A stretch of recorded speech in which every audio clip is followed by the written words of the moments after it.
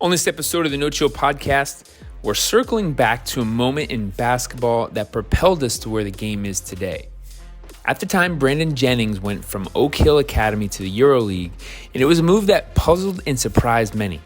Instead of the college route, one of the top prospects in his class, Brandon knew he had the pro makeup, so he went overseas to make it happen. When he was drafted number 10 overall in 2009, he entered the league with a year of pro experience under his belt, some money in his pocket. For Gil, Brandon was always that exceptional player that could score at will, a shoot first point guard and a shot creator, but he also had the vision to go against the grain.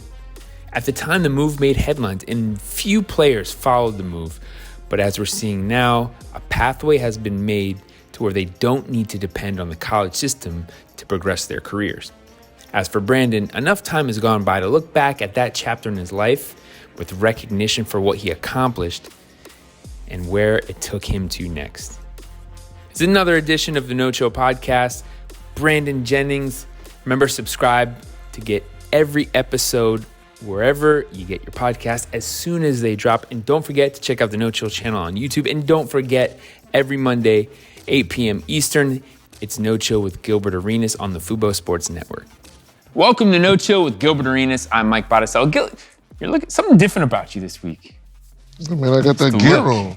Get that tough crowd on. Tough crowd. Yeah, that tough crowd on. For sure. Brandon Jennings, welcome to the show. What's up? Thanks, fam. Appreciate it. Brought the label, Respect. making you look. We're updating your look. It's Yeah, I'm evolution old of school, Gilbert so Arenas I gotta style get over the updated by years. the young ones. So you're an LA guy, so it's a matter of time before you came in with us. And a thing I think, Gil, we recognize is you're a pioneer of your day. That prep to pro world and where things are going now, you know? Yes. Salute that. Yeah, did that in 2008 with Sonny Vaccaro. He was like one of the guys to start it and to get it going. And I didn't think it would come, be as big as it is now, with Melo Ball doing it and things like that. So it's progressing. It's progressing and giving, other kids opportunities in life. Was that a hard decision? Because it was different, no one ever, done it before. So it was one of those things. I remember because you was going to Arizona. Yes. So when you opted out and went overseas, it was like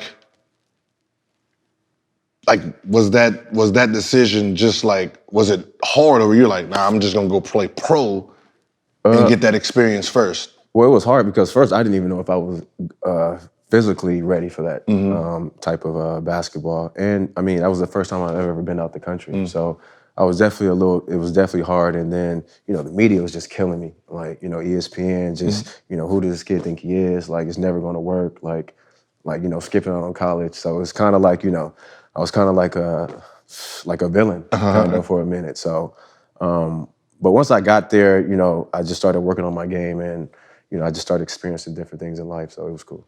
How was the play there? It was definitely a lot of pick and roll.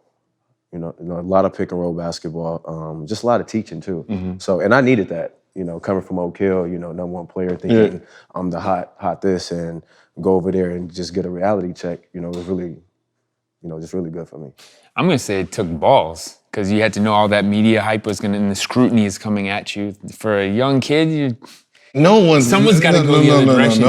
No one makes a decision knowing that they're gonna get killed by the media. No one makes a decision like, the media about to kill me and I'm gonna be okay with it. Nah, you just not even kill you, but they're gonna analyze your game. They're gonna scrutinize the decision. It's just there's more heat than if I'm just gonna go to Arizona. The heat comes from Gotta remember, no one's ever done it. No one knew what it was. So when you do something for the first time, usually people are questioning it because they never thought of it. They never thought of it, and they wanted to fail so they can say, I told you, you should have just went to college. Sure. It's one of those type of moves. So I remember we was playing and it was like, all right, let's see how it works. But any high level player, it made sense because it's like, well, that league will be harder than college. Yeah. So he will actually get better. If I say, all right, go to overseas for 1 year or play in college for 1 year, when you leave, where you're gonna be, which player is gonna be better? You're gonna say the overseas player. Because he's playing with adults, experience. He's learning a different type of game. Yeah. So it made sense from, the basketball side of it. Just, I don't think the media was ready for it. This is an obvious question, but why don't more guys do it? Well, I mean, now they're playing guys in the G League more. I think so. I think the money's a little higher here. I heard they're starting like a 16 and under league, where they paying players for 100K. So, I mean, they're trying to find ways to keep us here. But I think a kid coming out of high school should go to China and hoop. Like, I think it just turned it to a whole nother level. Do you think that's a good idea? Financially, yes. Because what ends up happening is, like, let's say you was it Jalen Green? Yeah. Let's say a player like Jalen Green went to China for that year. They'll pay him $1 million, $1.5 million. They'll pay him $1 million, $1.5 million. You think so? Yeah. No, for sure. If you have a big enough, $1 million you need a name. If you have he has a big enough name. If LaMelo Ball went to China, his name would have generated a lot of money, and that right there opens up another avenue. But a reason a lot of kids don't do it still is because some kids want to play college basketball. You know what I mean? Some kids like the ideal of playing college basketball. Some like the ideal of the education. Because you got to remember, your parents, for the most part, are going to be pushing that education stuff. So it's like, let me go ahead and, let me go ahead and do this for moms and pops. But I think it's also the unknown. As a kid, it takes balls because you're going to go overseas. Culturally, it's an adjustment. It's a culture shock. Yeah. And so it's a lot easier to say, I'll go to Michigan or Duke or Carolina. That's a culture shock. You're a West Coast kid. At least it's your same home country. You're a West Coast kid going to the East Coast and it's cold as shit there. That's different. Yeah. But so what was that adjustment? I mean, me going from Dominguez to Oak Hill was a culture shock. Up in the mountains, up in the hills. But at least they speak the same language. I mean, But still, nobody. The nearest thing was like a McDonald's, which was 45 in a gas station, 45 minutes away. So I was basically just a ball and basketball. So that was different. No hanging out with the homies after. None of that. Go right back to the dorm, and it was different. It was different. But the other thing you had coming out was an all-time great mixtape. Which we've seen mixtapes now and but man, the coldest ever. High school? Yeah, I mean, I think we were actually the first ones to actually get it going. It was also weird too, just to see guys running up to you with cameras during that time. That was the MySpace era time and all that sidekicks and everything. So that era was fun, man. A lot of guys like John Wall, OJ Mills, Derrick Roses and all that. So it was a lot of great mixtapes. There was some good mixtapes, but there was some good ones. But yours stood out to the world. It was it was one of the, we all played high school basketball. You play high school basketball, you think you're the coldest thing walking, and then you just go on the internet and and bam, what is this? And that was what we all NBA players nah, bro, who is this, bro? What moves does he have? He sitting there trying shit, I'm not left-handed, but let me go ahead. And we sit here writing moves down, because once you got to that level, you didn't really look down. But as soon as the mixtapes hit, that changed everything.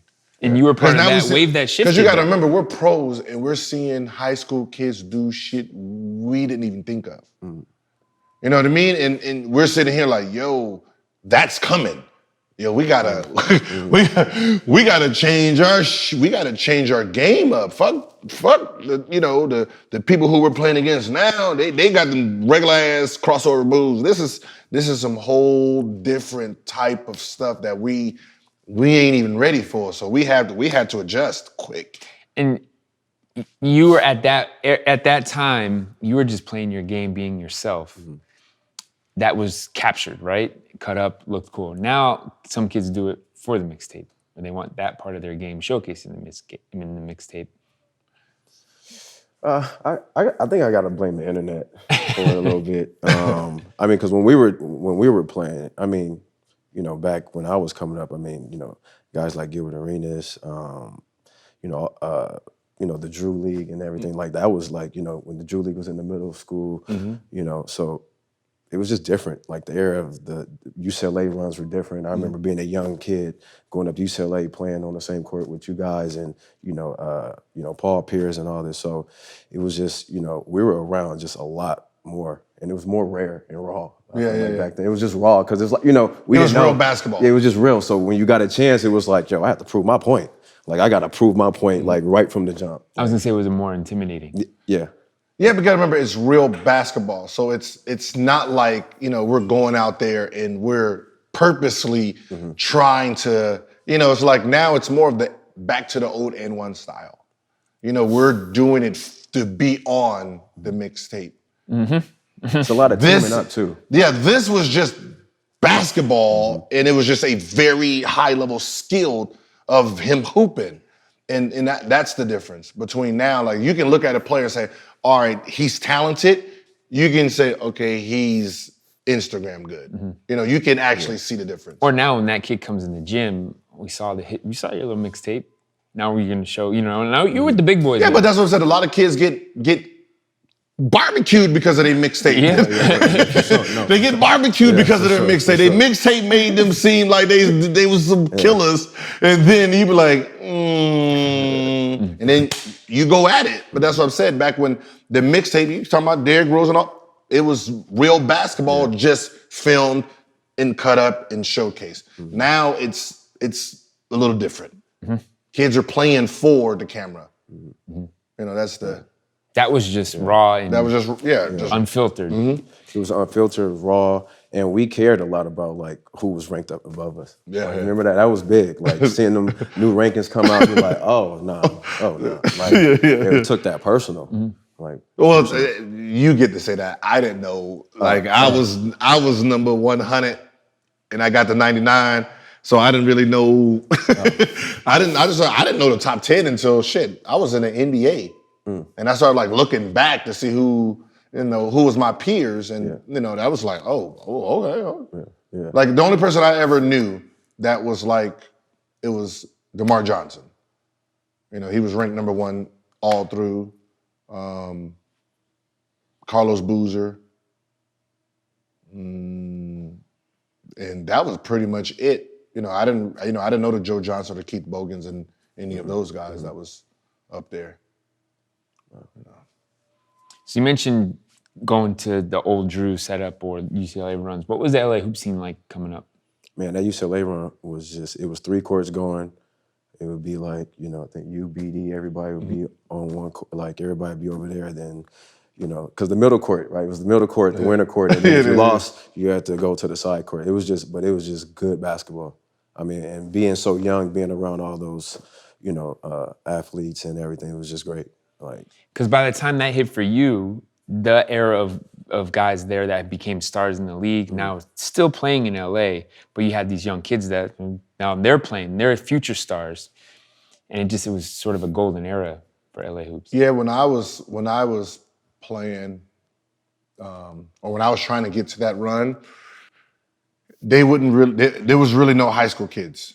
There was no high-level high school kids, barely any. Like, there was only one college guy, and he was Jelani Gardner. And he was colder than most of those pros that was on that floor. You know what I mean? So other than that, you know, most of it was just pros. You know, so trying to get in the game was like, man, this is some bull. You know what I mean? So when you did get there, it's more of shell shock because you watching.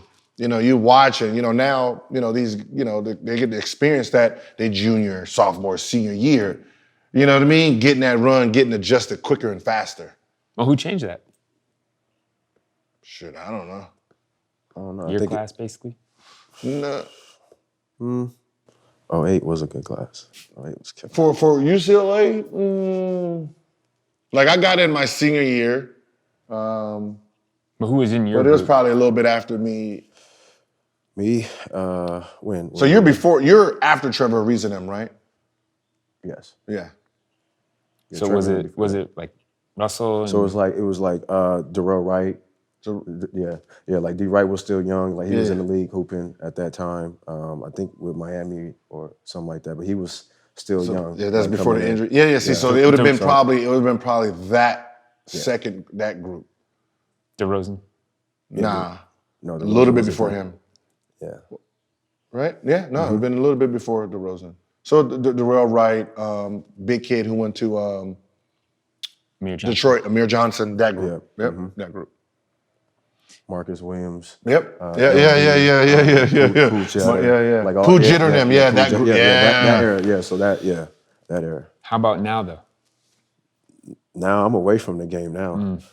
I've been away from the game for about 3 years. But you still, I mean, same with you, but you still see it as like, well, it's different.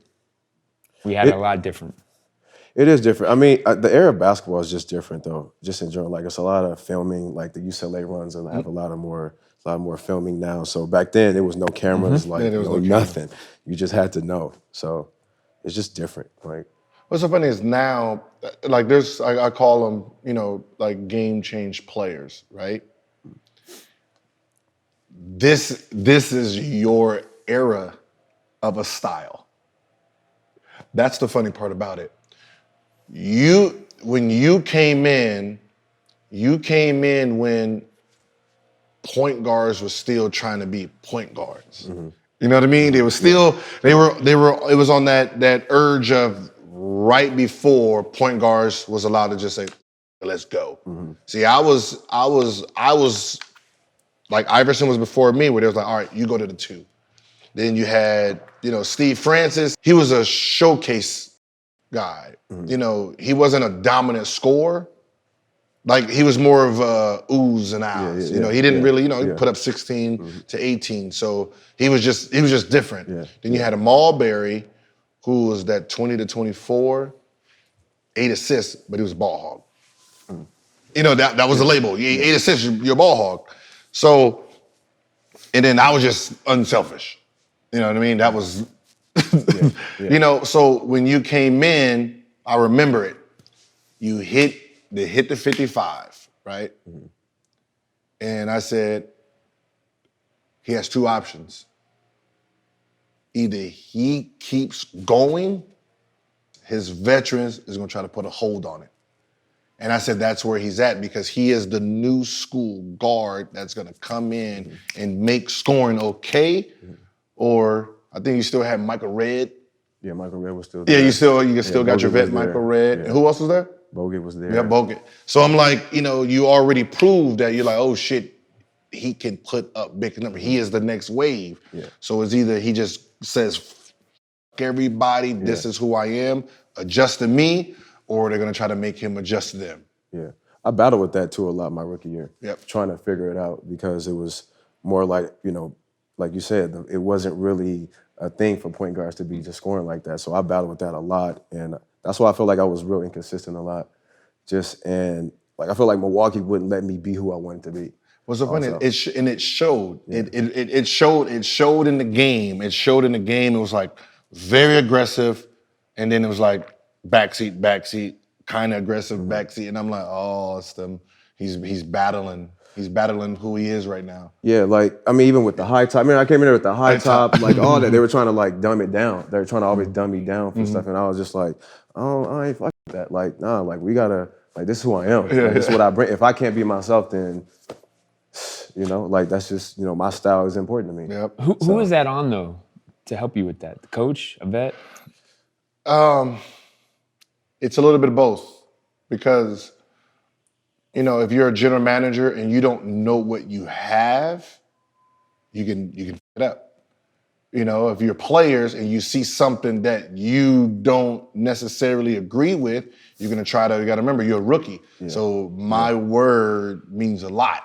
So if I say, yo, stop shooting that shit like that, Yeah. right? Mm-hmm. That's the intimidation. Yeah. Because now you're scoring 55 and everybody's like, oh shit, you're the new, AI. Mm-hmm. And I'm the guy trying to get my career back. Nah, I need to put a halt to you. Yeah, for sure. You know what I mean? And that's what ends up happening. Yeah. And it's one of those things where if you're not a smart enough coach or general manager to see you have a player who's going to change the game and be ready to trade or sit or bench anybody who's going to interfere with it, you're going to lose that player. And that same era, around that same time, that was happening to you and happened to Tyreek Evans. Yeah, because after my rookie year, we won 46 games. We had a great year. And then we got rid of almost the whole squad. So remember, I'm a rookie, and it's like, me, Kurt Thomas, like, we're bonding. Like, everybody's like, it's kind of like it's like, all right, like, look, we just need a couple more pieces. But we end up just getting rid of, like, damn near everybody. And, I wasn't ready for that. Like, as a rookie, I'm like, what are we doing? Yeah, because you know what I'm saying? Like, I don't get it. Like, I'm just like, yo. And then we don't make the playoffs the next year. So it's like, that shit, it kind of just fucked me up a little bit. But if they were building the team around you, that would have made sense. You're saying there was just a transition did we even have a plan? Yeah, I just felt like the moves we made after my rookie year, I wasn't rolling with. Like, just off, because we already had the type of bond and the type of players. I understand John Salmons was there in the backcourt. Bogut, he just had to, stay healthy and things like that. But we went and got like mad other people. See, he experienced the opposite. Usually when you're a high-level player, you're coming into a bad situation. And then it's like, yo, do you? And then we'll build there. So he's coming into a situation where the team is decent. Yeah. So now he's relying on this team, this team, we're winning. So he's already mentally adjusted to winning. Right. Okay, we're sacrificing, to make, this work. And then it's like, all right, all that, get rid of everybody. Here's your new squad. And you're like, wait, hold on, bro. Yeah. I went from 46 to 17. Nah. Yeah. And I was in that, to be honest with you, I was in that.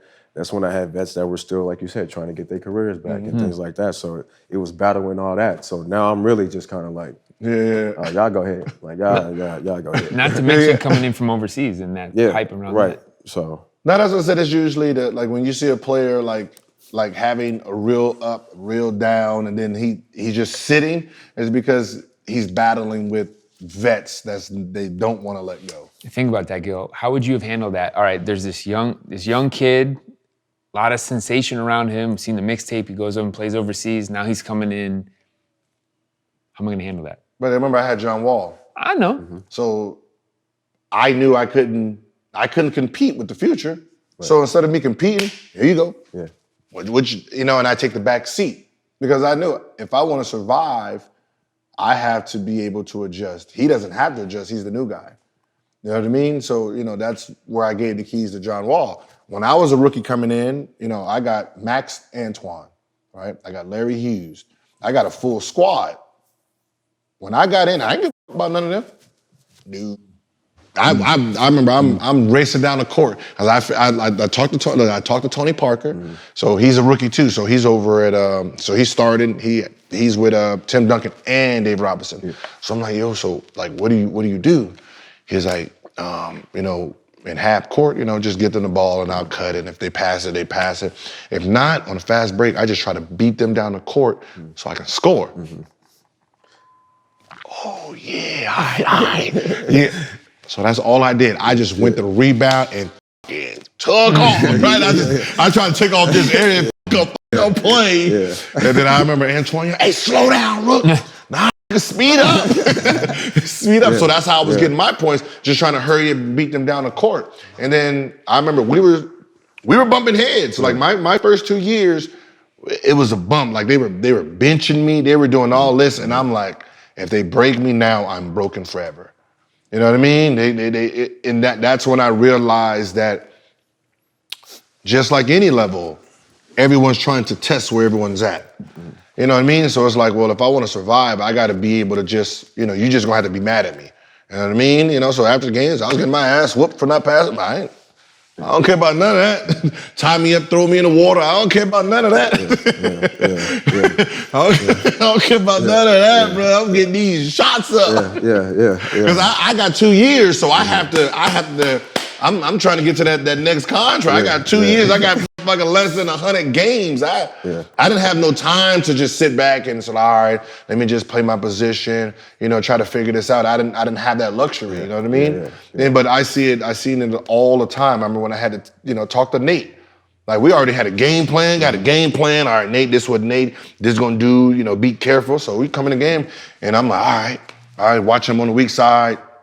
Fast break, one-on-one, and he brings it out to the three-point line, run offense. And I'm sitting here like, so after the game, I wasn't gonna say the shit during the game. I was like, yo, what's that? Like, no, bro, you a Tiger, bro. I did the research, you was a Tiger. Don't come in here passing, bro. I couldn't guard you. You gave me a good ass day. Like I get to sleep tonight. I said, you averaging this, you supposed to come out firing, do what you do. Yeah. I said, don't mind what he told you, bro. He knows what you do. He put you in the game. Yeah. Do what you do. Yeah. Right? And I said, you have to do what you do because a coach will strip you from it. Your players will strip you from it. The fans will strip you from it. So you have to be able to withstand and do what you do, or you get lost because they f confidence up. Yeah. Well, Brandon, what you're talking about is identity, and you're saying you don't have a lot of time. Nobody does to come into the league. You got to prove yourself early and stick with that. You got to know your identity, and you're trying to figure that out on the fly, and things can fall off. Yeah, well, you got what they say our window is three years, right? Yeah, window's 3, yeah. No, like 3 years, 3 to 4 years. So you got, you got to go right in there and figure it out, And you feel like you got all the time in the world. Yeah, I mean, I was lucky enough to play 9 years, in the league, play 10 years professionally.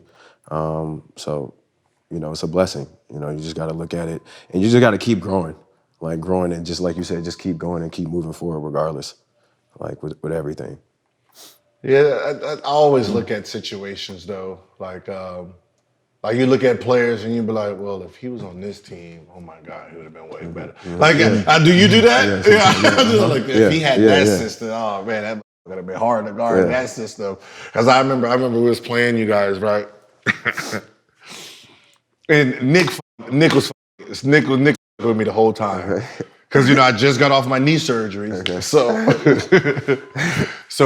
we were like, looking at the scouting report, and they'd be like, all right, Gil, you got to guard Brennan Jennings. And then here come in, yo, he about to tear your fucking knee up. I'm like, what? Like, yo, he gonna hit your ass with one of them, and you gonna like this, like, yo, hey, that shit used to bother the shit out of me. Bro. Oh, he was the player, because he didn't name your name. He just said there was a young player. Yeah, no, it was him. He was Brent. We playing. We know. Like, he gonna shake it. He gonna be like, he gonna shake the shit out your knee, bro. Like, so you going on the court like, oh man, please don't hit me with a young fella. I do not want to go through surgery. And then he like now reverting back to the highlight tape I see. It's like, yo, hey, listen. If he drives, bro, y'all gonna do. I am not trying to guard him like that. Like, so AD, be ready. I'd rather guard Michael Redd, even though I don't feel like running around them screens like that. But I am not trying to be shake and baked all goddamn day. But that shit was funny. It said, yo, my knee's about to fall off. I think I played you like 4 times my rookie year. Yeah, I think we played preseason, everything. Yep. So we had some battles. I would have wanted to see those UCLA runs. Those battles. Like you said, it was. Yeah. Those runs is where you see the best of someone. Yeah. Those runs is where you see the best of someone's capability, because you got to remember, they're not handicapped by a system, a coach, or no rule. Yeah. So you will see players raw. And what you see there, you be like, God dang, like, I'm glad he's there. You know what I mean? Because players will have your number. That like, you can be a 5-time All-Star and you go to UCLA runs and you got a motherfucking you up. Literally busting your ass every summer you get. He can never do it in the game because he's handicapped. Yeah, for sure. He's handicapped by a system. Yeah. And that is some real, like, that's some real, like, you're handicapped. You're put in a box. Yeah. When you're in there, you're unfiltered. Unfiltered. That's what I'm saying. So there's guys that's not in the league, that's on benches, that's better than most of the players that's playing. But they don't ever get that opportunity. Yeah. That runway. All right, let's take a break to talk about our good friends at Babbel. You know, for most of us, learning a second language in high school or college wasn't exactly a high point in our academic careers. You know, for me, it was just getting down the terminology, the vocabulary, the pronunciation, the punctuation. Didn't sound natural or organic, and I didn't do so well with it. Well, now thanks to Babbel, the #1 selling language learning app, there's an addictively fun and easy way to learn a new language. Whether you'll be traveling abroad, connecting in a deeper way with your family, or you just have some free time, Babbel teaches bite-sized language lessons that you'll actually use in the real world. Now, if I can only go back to high school and apply it to my Spanish courses, I probably would have been an A student. Babbel's 15-minute lessons make it the perfect way to learn a new language on the go. Think about it. You can do it in the car, on the school bus, if you're late to class, in the hallway. Any way you need it, Babbel can make it happen.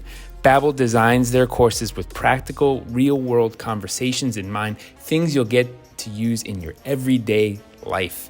Other language learning apps use AI for their lesson plans, but Babbel's lessons were created by over 100 language experts. Their teaching method has been scientifically proven to be effective, and with Babbel, you can choose from 14 different languages, including Spanish, French, Italian, and German. Plus, Babbel's speech recognition technology helps you to improve your pronunciation and accent. That's the key. So start your new language learning journey today with Babbel. Right now, when you purchase a 3-month Babbel subscription, you'll get an additional 3 months for free. That's 6 months for the price of 3. Just go to Babbel.com and use the promo code NOCHILL. That's BABBEL.com with the code NOCHILL for an extra 3 months. Babbel, language for life. And let's talk about our friends once again at Athletic Greens. Today's program is being brought to you by Athletic Greens, the most comprehensive daily nutritional beverage you can try. I know it because since we got introduced to Athletic Greens on No Chill, I can't live without it, especially as part of my workouts. With so many stressors in life, it's difficult to maintain effective nutritional habits and give our bodies the nutrients it needs to thrive. Busy schedules, you get some poor sleep, exercise is necessary, right? Stress, or simply not eating enough of the right foods, it all goes into it. This is where Athletic Greens can help. Their daily all-in-one superfood powder is your nutritional essential. It's by far the easiest and most delicious nutritional habit that you can add to your health routine today and empower you to take ownership of your health. And that's exactly what I did. To try to juggle all the vitamins and nutrition you need on a daily basis would have a cabinet full of pills, shakes, and powders. And that's why I love Athletic Greens. It's in one pack, it mixes with water, and you're good to go. One tasty scoop of Athletic Greens contains 75 vitamins, minerals, and whole food source ingredients, including a multivitamin, multimineral, probiotic, green superfood blend, and more that all work together to fill your nutritional gaps in your diet. They increase energy and focus and to aid with digestion and supporting a healthy immune system, all without the need to take multiple products. And that's what it is, the simplification of your nutrition. That's the key for me. That's why I love Athletic Greens. Athletic Greens continues to obsessively improve this one holistic formula based on the latest research, producing 53 iterations over the last decade and counting. They invest in the most absorbable and natural source of each ingredient and go above and beyond in third-party testing to ensure their customers continue to receive the highest quality and best nutritional habit on the planet. It's lifestyle friendly, whether you eat keto, paleo, vegan, dairy-free, or gluten-free, and contains less than 1 gram of sugar without compromising on taste. And right now, Athletic Greens is doubling down on supporting your immune system during the winter months, heading into spring, by the way.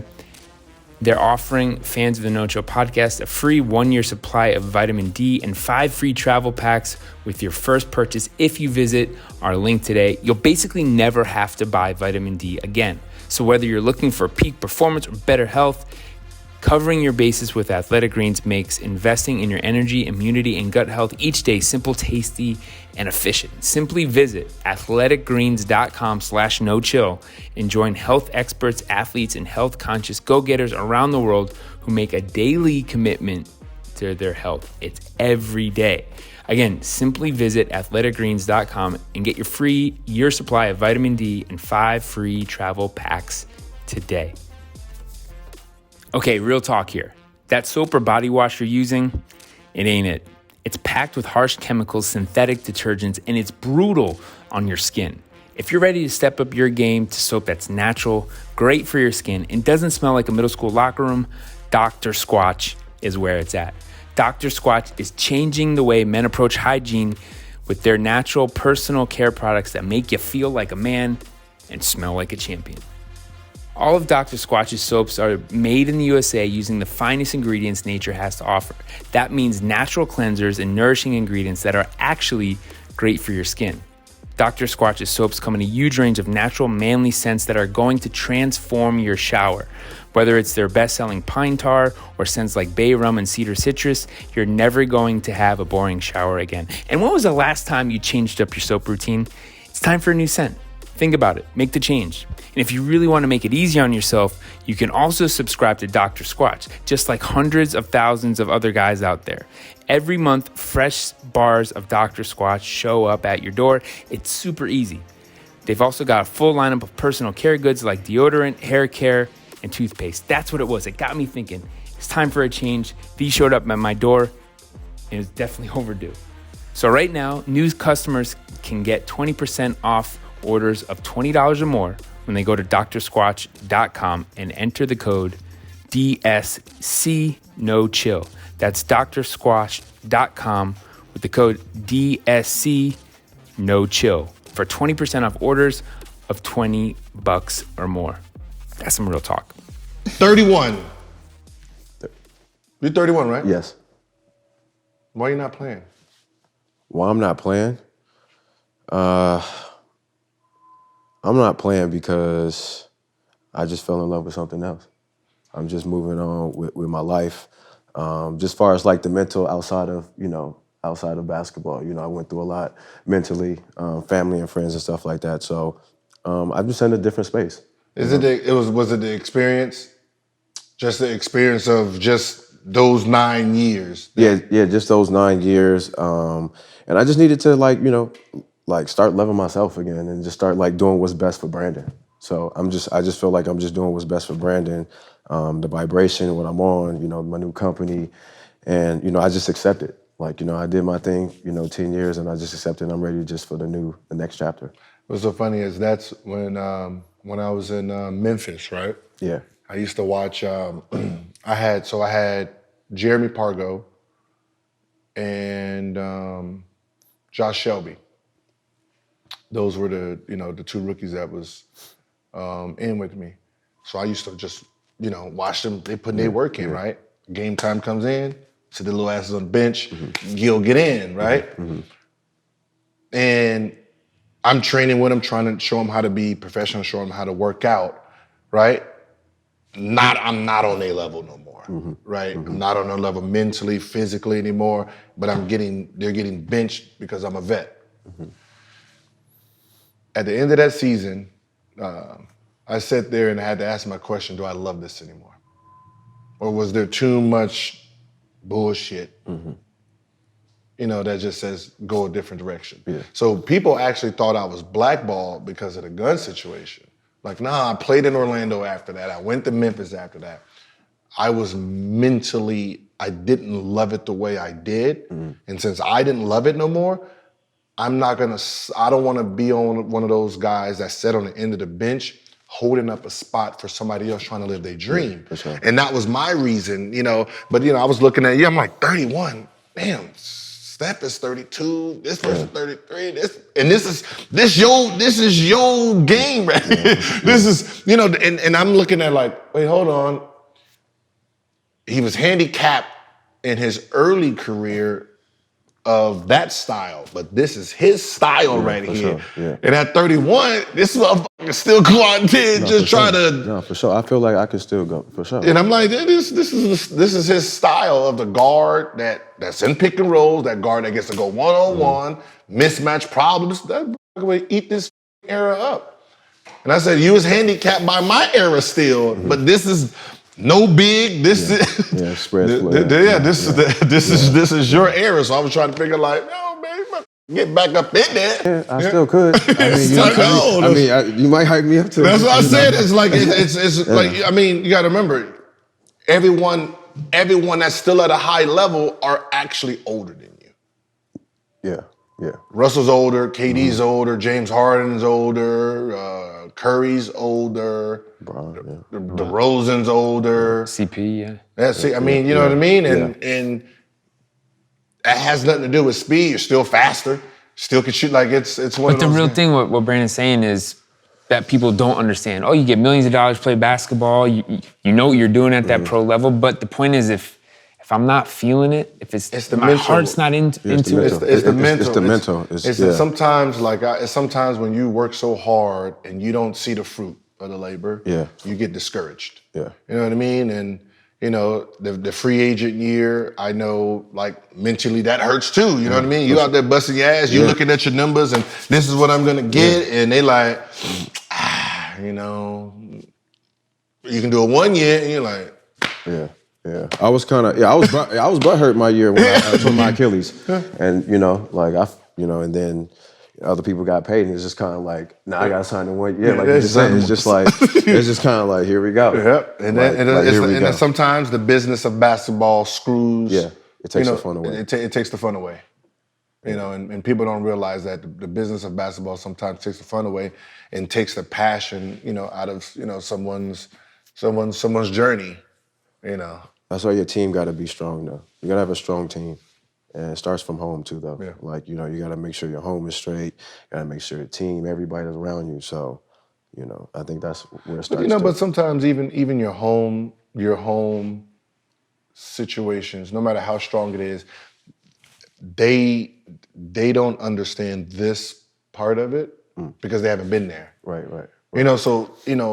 No matter, what you're saying when you go back home and they still don't really don't understand, the battle that you're mentally going through, from, coaching, Rhodes, he's not playing you the way he's supposed to be playing you or what you deserve. This guy's picking on you, you know what I mean? He ain't calling the plays you know what I mean?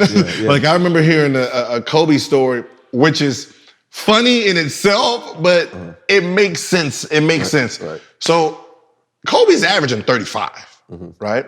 He's averaging 35, killing. He's mad at Rudy T because he says, "You're not giving me the ball where I want the ball." right? He's like, "Wait, what? You averaging 35?" Yeah, you're making me bring the ball up and doing all this, because if I didn't have to do all of this, I could be averaging 40. And I had to think about it like, okay, it actually makes sense. You thinking I'm giving you the ball early? Like, no, that's not where I want the ball. Just hold on. And that's what the beef was about, though. Like, you ain't giving me where I want that shit. Yeah. But he's averaging 35. That's funny. So what you're saying there, Gil, it's the life and the role of a bucket getter, which is what you were and you are. It's not always welcomed, but it's needed.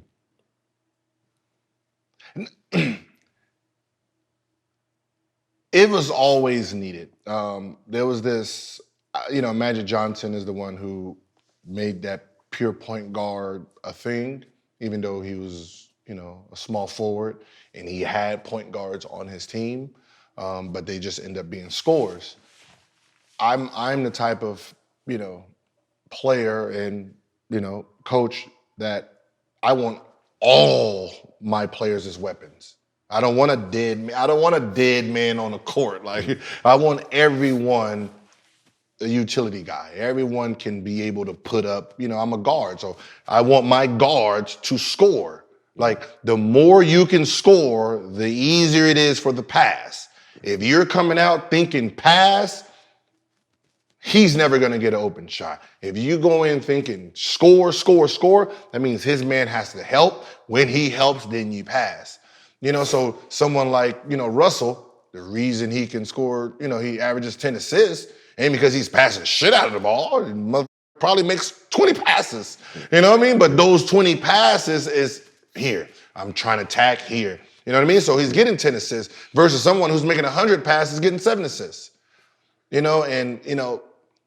I would rather have a guy trying to score 55 every game than, someone trying to, score 17. 17 don't help me because I'm one of those. If your ability says this is what you can do, I want you to tap into that ability all the time. Those other guys will figure that shit out themselves. You know what I mean? Because you ain't making them better. Their work ethic, their training, their individual work makes them better. And we have this fake notion of the point guard is supposed to make me better. It's not a real thing. If you're a Honda, you're Honda. Right.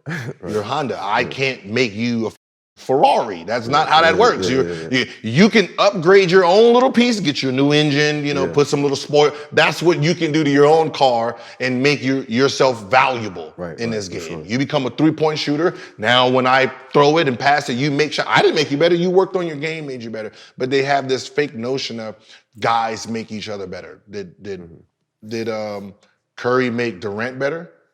Did Durant make Curry better? Is Durant making Kyrie better? Is Kyrie making James? No, just good guys together and they figure that shit out. Right. So I want bucket getters. I want. And you look at guys, Jamal Crawford, Lou Will, Jordan Clarkson. You need those guys.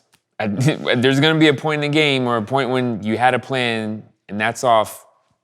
Go do it for us. Yeah, you got to know how to utilize them though. Right. You know what I mean? You can have something special and you don't know how to use it.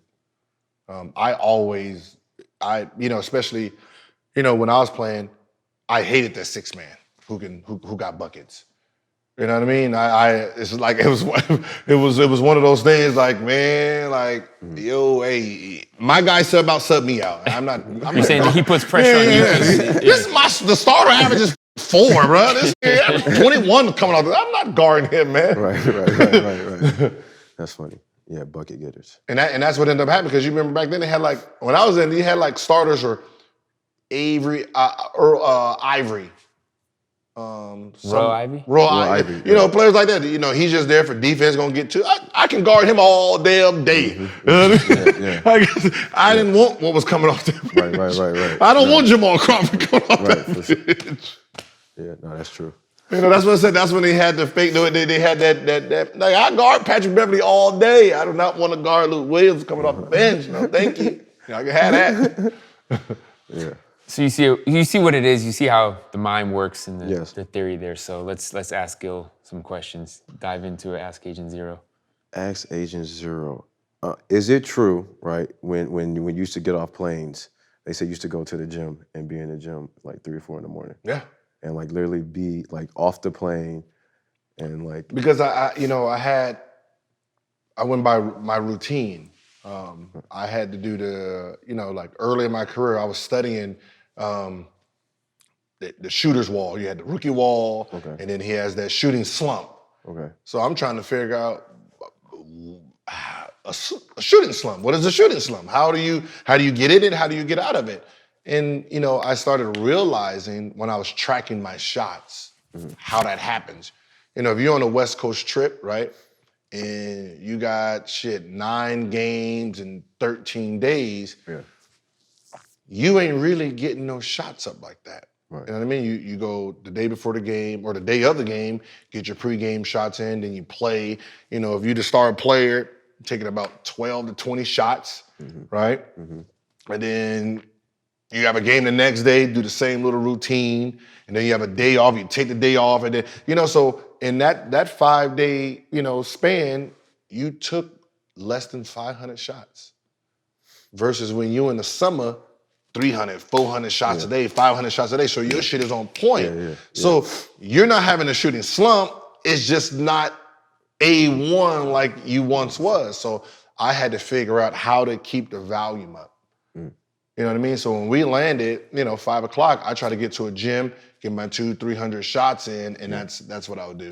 Yeah, that's tight. That's crazy. It was just trying to find ways to get better because in the summer, we're equal. We all working out 2 times a day trying to, so I have to try to figure out how to get better than you is during the season. So I got to try to catch who I'm trying to catch during the season because I got to put everybody on the same playing field in the summer. Yeah, I know that DC airport. So I mean, you used to fly from all the way, take another hour just to go back to the arena and shoot. Yeah, go back to the arena. Yep. That's crazy. When I go to town, look for a 24-hour fitness or one of those hotels that had a gym in it. Yeah. So. That's what you're thinking, that most people, they get off that plane, they want to go home and sleep, but you're saying it's an advantage, you got to find it. It's one of those things where when the season started, it was really all about the season. So, I didn't use my phone much during the season, all that ticket shit. Girlfriend, one argument, we broke up. It's over. It's over. I ain't even got time to be playing those mind games during the season. You didn't, we got off the road. They want to go out to eat. You want to I ain't got time for these little mind games. You know what I mean? So, I tried to, follow the rule of what I thought the old players was doing.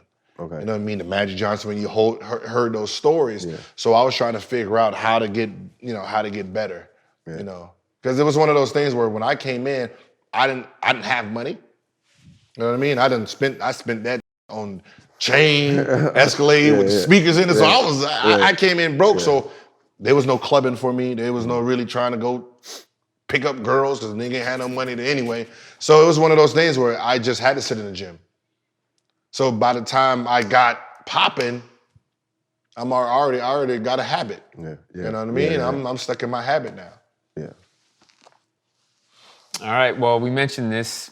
Gil's modeling tough crowd right now, but there's much more to it. And you mentioned this vibrations. The vibration that you're on, is that what led you into starting the company? Yeah, when I went to China in 2018, that's what kind of got me into starting the brand.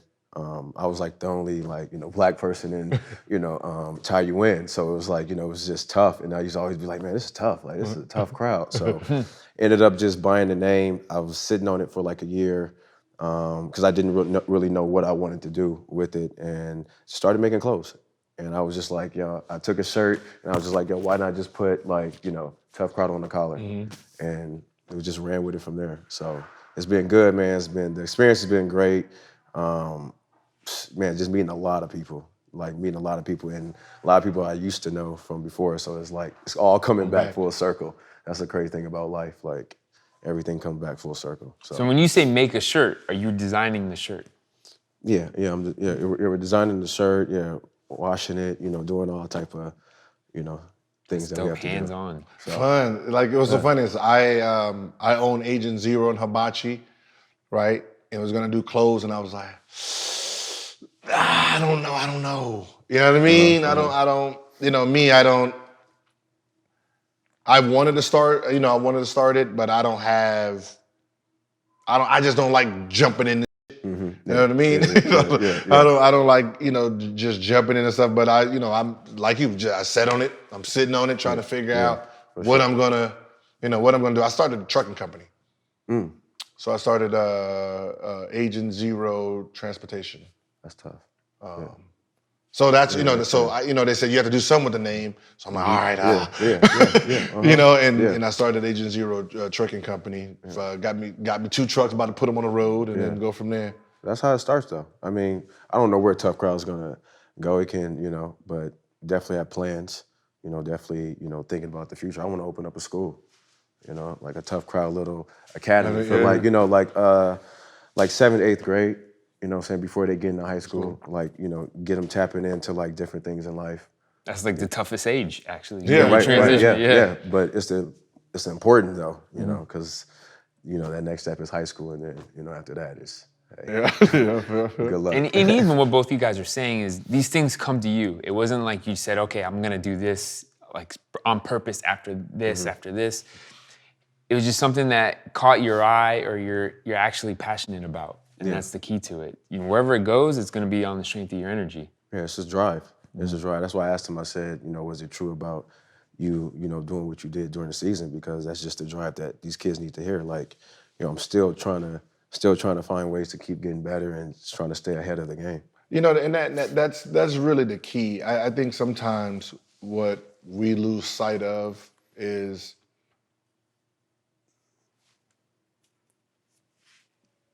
when we started playing this game to the day we make it to the pros.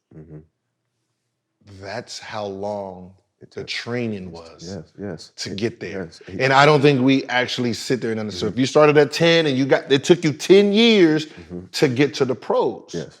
So when you get there, it's going to take another 10 years of training to get where you want to be. Yeah. You know, even if it's a championship, the best player, it's still a journey. And I think when we say it out loud, 10 years, you're like, 10, and I think that's what stops us sometimes. You know, instead of saying, all right, you know, I didn't make it this year, because that's what I used to do. I used to go in, and I remember Michael Redd made it the All-Star game, and I was pissed off. And the fucked up part is, I was hurt majority of that season, so there was no way I was going to make it to the All-Star game. But I felt that he made it, I should have made it. One of those things. And Michael Redd was killing at the time, right? But that was where my mind went. I'm like, all right, so they're going to just pick him over me? All right, going to the lab. You know, trying to figure out a way, because I have to be realistic. Before I get to you, I got to crawl, I got to get this person out of the way, get this person, come here, come here. And that's what I was doing every year. You know what I mean? Like I see Michael Redd, your third team. Nah, that's my position, that's my position. Like, you shouldn't be there, that should be me. Okay, make third team. Second team? That's who's the second team? Oh, no, I need the second team now. I need the second team now. And you jump in, and that's how it's progressing. Like, I didn't really say, all right, I'm ready for Allen Iverson and Steve Nash. No. There was levels. There was levels before them. And you know, when you're growing up, you know, you have the number one dog, you have the number one, number two dog. There's people you knock off your list first. You go, because what happens is you go straight to them and they hit you hard, you never recover from. So you gotta, you know, build, and when you get ready for him, you Video games. Level, big boss. But sometimes we don't understand that it takes years of leveling up. You know, it's not, I averaged 5 this year and I'm going to average 35. You know what I mean? you know, I averaged 5, and with an aggressive summer, I got to 15. Another aggressive summer, I got to 20. Like, that happens. You know what I mean? You just have to put in that time, put in the work, and understand it. And I think sometimes we forget, and we don't like the journey, even though we already been through the journey. But because it didn't seem like a journey, we was okay with it. Why is that? Ask both of you guys. Why we don't see it as a journey? We don't want the journey. No, maybe not we, but I think because when you're a little kid and your goal is the ceiling, right? You're doing whatever it takes to get there. Boom, boom, boom, right? Yeah. We're not counting the years, right? If I'm a 8-year-old and I'm trying to touch the ceiling, obviously I know I can't touch it this year, but I'm growing, working on my bounce, doing all that, and that's years before I can get there. Once you're there and you say, all right, we need to go another 10 years, and like, wait, hold on, let me process that. Because you got to remember, the first 10 years, you didn't tell me there was no time. I was just adjusting to my height, my weight, working on my, you know what I mean? And it's the same thing when you get to it, you know what I mean? It shouldn't be no time. So when you say, I want to be an all-star, I want to be all NBA, I want to be MVP, you just got to put it out there and then just build on the journey. It has to be disciplined. It's hard. Yeah, discipline. It's discipline. Hard when you're in a world when you're in the world by yourself. And when I say by yourself, you're by yourself. The only people who can really, really understand you is the other 400 NBA players that you're really competing with. We're competing with you still. You know what I mean? You got to remember they're gonna have the same story. That's why most NBA friends are friends still, because you're going through the same thing. You know, girl problems, baby mama problems, friends outside friends problems, family drama, somebody stealing from you. We're all going through the same. We're all going through the same, so we can identify with it. And at least you have that, you mentioned team, you have that support system of you're talking about team like family and friends at home, but you have the support system of a team. You think about individuals, sometimes. But like I've heard like skateboarders, snowboarders, golfers, because it's an individual sport, they're not cool like that. Like Tiger Woods, he didn't want to have friends. Because they were all competition. With each other. You're all comp. You know, with the NBA, you know, especially an LA kid. LA kid is usually different because you're usually friends. At because you're going through the AAU circuit together. You guys are, you know, teaming up. You guys played at the park and like, oh, I like his style. So when those players get to the NBA, you got to remember, LA kids. I don't give a fuck where you at. You're coming back home.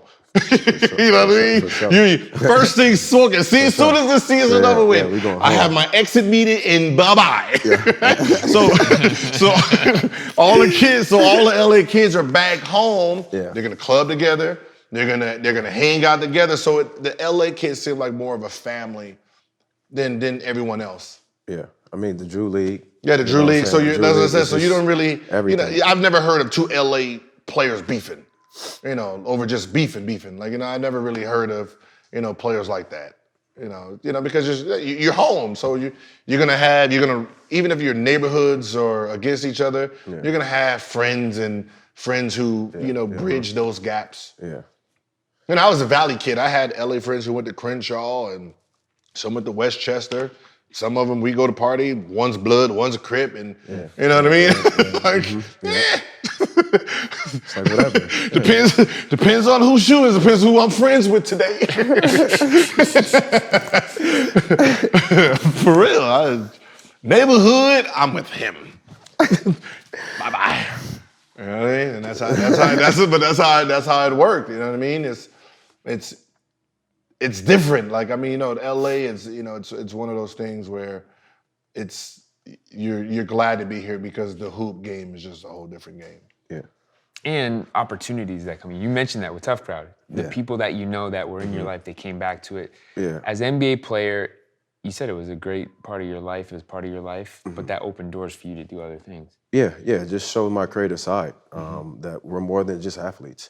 You know, me just tapping into fashion, you know, I'm doing this for all of us, for the next young, you know, NBA player, next NBA player want to come up, or just who in general. I'm just here to just give another, you know, opportunity again, just like I did when I was 19, making my decision to go overseas. So I'm always, you know, trying to be a trendsetter, or, you know, I just do my thing and I just stay in my lane, and I'm always just gonna do me. So, you know, very always. And it makes so much sense because you're looked at the whole drip, the whole tunnel walk.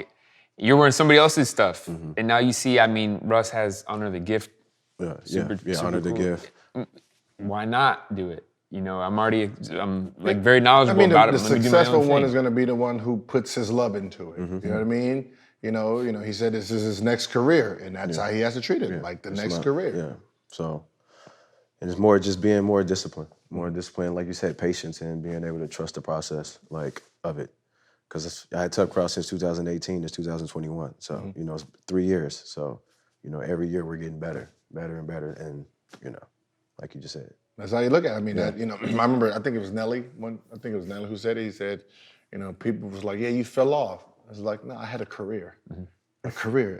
A career's ups, downs, peaks, valleys. That's what a career is. You fall, you build back up. You fall, you build back up. You know, then you reinvent you yourself. fizzle. You know, that's I think the thing that people root for. You reinvent yourself.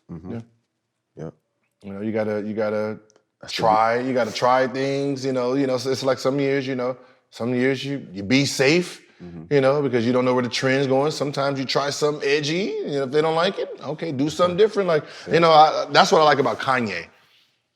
It tries different things. It just tries it, and then if it sticks, it sticks. If it does, it does. You know what I mean? He for sure goes for it. You got to, you know, because you don't know. Maybe it's ahead of its time, right? And no one likes it, and then it creeps back up, you know. And when it creeps back up, you're back at the top. You know, or something like, oh man, them shoes is not like. I'm looking at the sandals like, man, I need some. See, that would have worked well with fit. That would have worked well with tough. Well, that's what I'm saying. I'm looking at it like, man, I ain't seen them before. Yeah, I just picked these up the other day. Yeah, see, like stuff like that. Yeah. But someone had to really put it to thought and put it out there and try it. You got to. Someone's gonna like it. Yeah, that's all that matters. Someone's gonna like Somebody's it. gonna like it. Someone's gonna like Somebody's it. gonna like it. Yeah. I like what you said. We started off saying pioneer, but we're gonna end on this trendsetter. Yeah, We need more trendsetters. Yeah, we're in the world. trendsetters for sure. Hibachi, tough crowd. You know, I already said. What did you just say? Hibachi Tough Crowd, like a collab. Agent Zero. Hey, you know, never know. I gotta step my game up first. I gotta get in. I gotta step my game up first. But It's a process. But I mean, tough crowd. That's a clothing brand. Agent Zero's that seems like basketball gear. Frame of mind. That just seems like basketball gear. You know what I mean? Hibachi. That ain't. You know, that's just some basketball gear stuff. You know, jersey, socks, and shit. What do you think? Never know. Jersey, little socks and shit. You never know. You never know. We can do AAU. AAU. You never know. You never know, Brandon. Yes, man. Thank you guys, man, for having me. No problem. With the legend himself. Two legends here. You know, it was crazy when my 11th grade year. I think I sent a picture to you. You see the picture I sent you of the shoes? Yeah. I had Adidas make some custom shoes of his and had like Young Money on it in 11th grade. Yeah, see, that's what you know. You got Adidas making custom shoes for you, bro. Yeah, it was, And I told him, I was like, yo, when I used to take, we were sponsored by Jordan, and Coach used to get mad because I used to always have my Agent Zeros on. I used to be like, yo, I gotta have these on. Like, Jumped over the jump man. Yeah. That's great. Like, okay, for sure, yeah. Business. All right, that's it. That's what we're saying, man. Trendsetters. So, Yeah. Okay. two legends right here. Agent Zero, Hibachi, Gilbert Arenas, Brandon Jennings. I'm Mike Botticello. This has been No Chill with Gilbert Arenas. Remember, you can catch us every Monday, 8 p.m. Eastern on the Fubo Sports Network, and we'll see you next time.